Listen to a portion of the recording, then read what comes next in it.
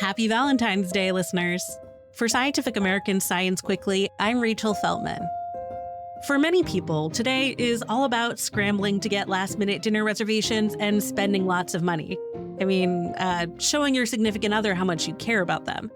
But what about your other significant others? What about Galentine's Day and Valentine's Day? Today's guest wants to help us understand that non-romantic love and partnership can change our lives for the better. Raina Cohen is a producer and editor for NPR's Embedded podcast, and she's also the author of the book, The Other Significant Others, Reimagining Life with Friendship at the Center. She's here today to share what she's learned about the history and psychology of human friendship. Raina, thanks so much for joining us today. Glad to get to talk about this.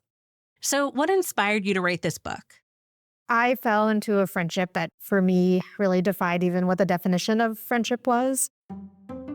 My friend, who I refer to as M, she and I became much more like partners pretty quickly.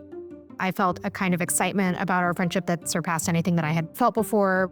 We were incorporated into each other's routines in a way that I think is more reminiscent of a romantic relationship where you're, seeing each other most days of the week, bring each other to your office holiday parties, know what it is that your friend cooks all the time and what foods they won't eat and adjusting your recipes, accordingly.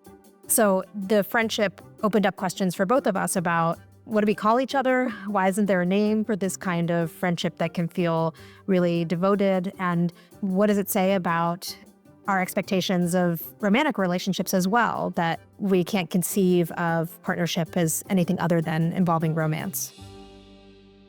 And as that friendship developed, how did other people react to, this partnership becoming so important for you? I think we were quite lucky in that people were really positive. It could be because my friend is just everybody loves her. She's very radiant. And I think it's not that big of a surprise for someone to want to be kind of attached at the hip to her, though I guess it doesn't explain maybe on her end of things. We did experience some longing that people had for a friendship as close as ours. I went on to talk to other people who had these kinds of friendships, and they did not always get the same kind of positive responses. They would be gossiped about, particularly if there were straight men involved, that at least one person, must be in love with the other, that they're closeted or they're denying to themselves that their relationship is really romantic. There's a whole gamut of kind of much more critical responses that I've heard people get, including being blocked from, seeing someone in the hospital because they are not truly related. And I think that kind of judgment was something that we were spared from. Yeah. How do you think we got to where we are now in terms of what, seems normal, at least in Western culture, for friendships versus romantic relationships? Well, there are a few big changes that we don't even recognize because we're probably just taking for granted that friendship is this secondary part of life and that marriage or a romantic relationship takes up the bulk of one's social life. And if you're looking a couple hundred years ago, marriage was an economic relationship first and foremost, one that was not between equals. And now we expect a romantic partner to be a best friend and to be your number one. And that doesn't really make sense in a context where one person owns the other, where you don't have equality, and that's kind of a foundation of any kind of friend-type relationship. So you have this sort of ballooning of the significance of marriage and what people expect of it and how much space it takes up in their lives. And then friendships that used to be extremely intimate, there are so many very kind of vivid examples of this, became suspect around the turn of the 20th century once you have the introduction of the concept of homosexuality and heterosexuality. It didn't used to be that you were marked as a certain kind of person if you had sex with somebody of the same gender. So behavior that had been innocent, like bed sharing, or just you can look at photos from the late 1800s, early 1900s of men being so close up to each other, as a lot of people might see it now, it's those men were in love with each other, they were gay. So there was just sort of less room for intimate friendship and much more room and expectations of marriage. So we have this message that marriage is supposed to be the most important relationship in your life, you're supposed to be your best friend and so on, but there's a disconnect with the reality, which is that marriage rates have plummeted and for those who do get married, they're likely to get married much later than they were several decades ago. And this has opened up, I think, a lot of space and an appetite for people to figure out, what do alternatives look like? Is there really only one path to having a fulfilled life?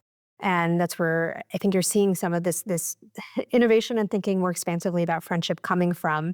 There's an appetite for more creativity to know that there's more than one option, whether because you never get married or you have a romantic relationship and you survive your spouse, or the relationship ends, and knowing that there are other ways to find these really core needs. And based on the research you did for your book, how do you think that this de-emphasis on friendship hurts us as individuals and, maybe even hurts our marriages and other romantic partnerships as well? By expecting so much of marriage and so little of friendship, we end up undermining our romantic relationships, kind of setting them up to fail. And we diminish and weaken our friendships by expecting so little of them and not really investing in them. And on the romantic relationship front, there's research looking at how people who, in a sense, diversify their emotional portfolio, as in have more than one close person that they can turn to if something, serious or significant happens, that they are happier, have more stable marriages, more satisfying marriages than people who really always go first and foremost to their spouse. I like to think of it as the model of a kind of big box store is what people have in mind. You get everything in one place and it's really efficient. But we also know that there are consequences when big box stores enter, and enter communities, and that sometimes doing something that's like not all in one place or getting everything in one aisle can have some other benefits. And I think that that's certainly the case for having not just your spouse who is your best friend and your confidant and your career coach and your roommate and your co-parent and so on, but having other people that you really care about. And just for the flip side of friendship, if you don't think it's an important relationship or it's going to be there in the long haul, then you're probably, going to make that a self-fulfilling prophecy and not think about the ways that a friendship can be more enduring or be more central to your life. What other research did you find that looked into the importance of these non-romantic friendships and partnerships? The research on friendship is not like the best research. There's not, I think, particularly on adult friendship, the most robust work on this. And I've talked to researchers and they have very much admitted this. And I think part of it is harder to study when it's not a kind of clear dyadic relationship in the way that you would with a spouse. So the research that I look at ends up being more around surveys. So asking people about the number of close friends in their lives, or, if something difficult happens, who is the first person that you're going to reach out to? And we've seen that over just a number of decades that Americans report having fewer close friends than they had previously. One researcher has called this a friendship recession and has done follow-up research that's really shown that there's a class difference, that people who are less educated are even less likely to have a robust circle of friends and less likely to have the kind of spaces, community spaces where they can go to and cultivate these friendships. It just would have been the case that a few decades ago, people would have had multiple close people to turn to, and that's become a lot less common. And it's become far more common for people to have no friends at all. To the question of who do people turn to first with a personal problem, in 1990, a quarter of people said a friend, and now that's only 16%, and more than half say their spouse. So there really is this kind of shift that's happened where people have diverted activities or kind of devotion that they would have given to friends to spouses instead. Right. There's a gender divide on this too, which might not be so surprising. I think there's growing recognition that American men are having a harder time cultivating deep friendships than women are. And you can see this in also how men and women behave in their friendships. So, within the last week, about half of women have told their friends that they've loved them, and that's a quarter of men. So, much lower rate.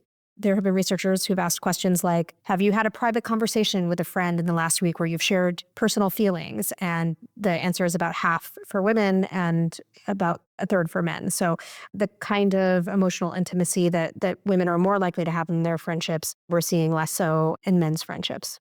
Mm. So what advice do you have for people who are looking to expand their definition of a significant other? One thing I would suggest is unbundling what your current definition is of a significant other or a romantic partner, that people pile things together that can be disaggregated. So one example would be that in order to have a partner, long-term partnership, you have to live together and that you have to be compatible in that way.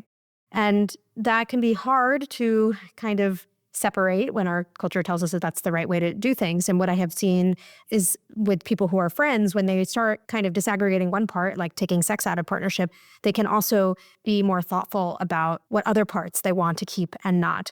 So two women who I interviewed who have been raising a child together, they realized like they're not the best fit to live together. One is very messy, one is very neat. So instead, they are vertical neighbors. They have condos in the same building. And that is the situation that works for them. So that's an example of a kind of thing that there's so much in this kind of big box store or one-stop shop model of partnership, and you don't need to take all of it. And that means that if you want a romantic partnership and you maybe you have a great romantic partner, but they don't fit all of the pieces, that also leaves space for other people in your life to fill those roles. And it doesn't necessarily mean there's something wrong with the romantic relationship or that you need to go out and find somebody who's going to fit everything, because odds are they probably aren't. It's just really hard to do that.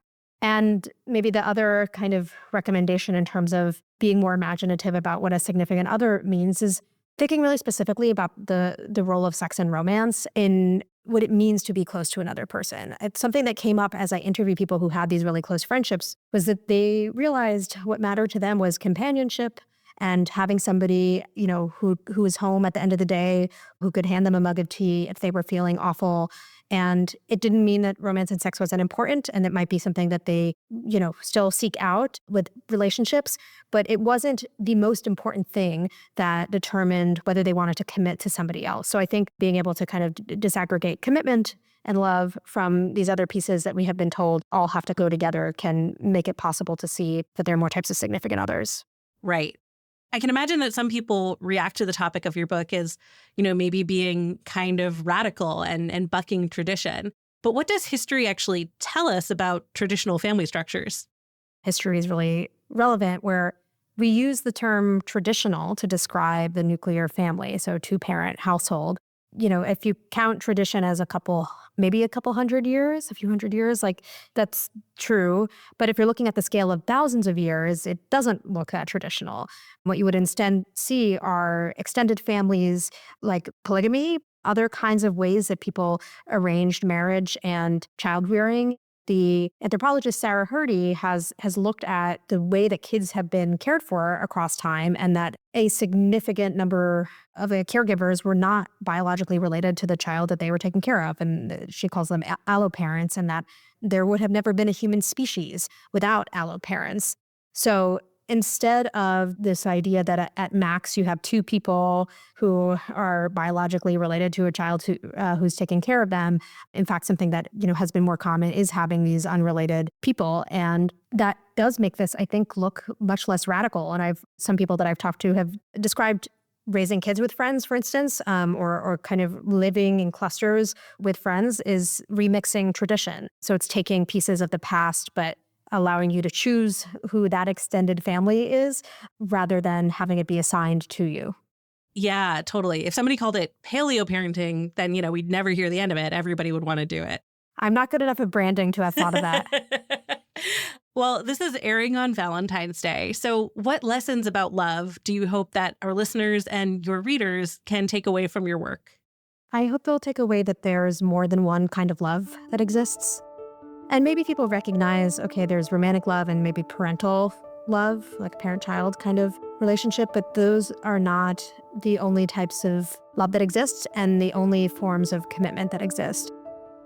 I have been so moved by the people who I've talked to who have been there for every single cancer treatment for their friend, or who have seen each other through crises, who have bought homes together, who have taken care of each other's children, who have shown every kind of devotion that you can possibly imagine, and do it with no social recognition, no applause by people around them, no ceremony. So not only, I guess, do they show that this type of love and devotion exists, and I would like listeners to recognize that, I think looking out for it and celebrating it and acknowledging it when you see it happening can help us reinforce that those forms of care really matter. Absolutely. Thank you so much for coming on to chat today. Thanks for having me on for this unconventional Valentine's Day conversation. That's all for today's episode. We're taking a break from our usual news roundup on Monday for the holiday weekend, but we'll be back on Wednesday to talk about the hidden history of the air we breathe.